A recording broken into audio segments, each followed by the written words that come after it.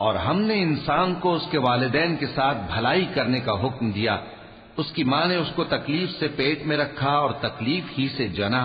اور اس کا پیٹ میں رہنا اور دودھ چھڑانا 2.5 برس میں ہوتا ہے، یہاں تک کہ جب وہ پختہ عمر کو پہنچ جاتا ہے اور 40 برس کا ہو جاتا ہے تو کہتا ہے کہ اے میرے پروردگار،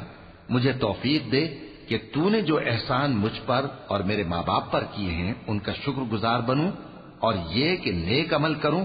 جن کو تو پسند کرے، اور میرے لیے میری اولاد کو نیک بنا دے، میں تیری طرف رجوع کرتا ہوں اور میں فرما برداروں میں ہوں۔ یہی لوگ ہیں جن کے اعمال نیک ہم قبول کریں گے اور ان کے گناہوں سے درگزر فرمائیں گے، اور یہی اہل جنت میں ہوں گے۔ یہ سچا وعدہ ہے جو ان سے کیا جاتا تھا۔ اور جس شخص نے اپنے ماں باپ سے کہا کہ میں تم سے بیزار ہوں،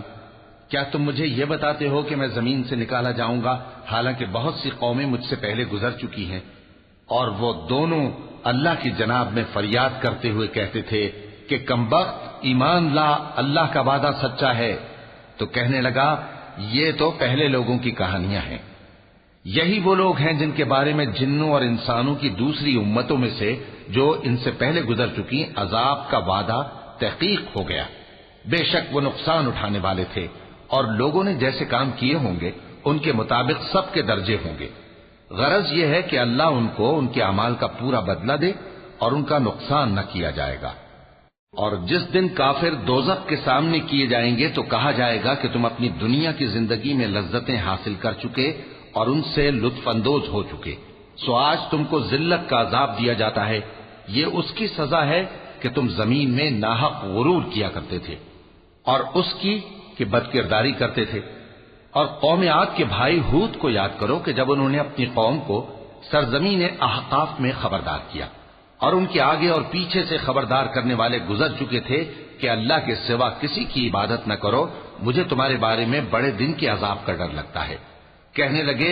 کیا تم ہمارے پاس اس لیے آئے ہو کہ ہم کو ہمارے معبودوں سے پھیر دو؟ اگر سچے ہو تو جس چیز سے ہمیں ڈراتے ہو اسے ہم پر لے آؤ۔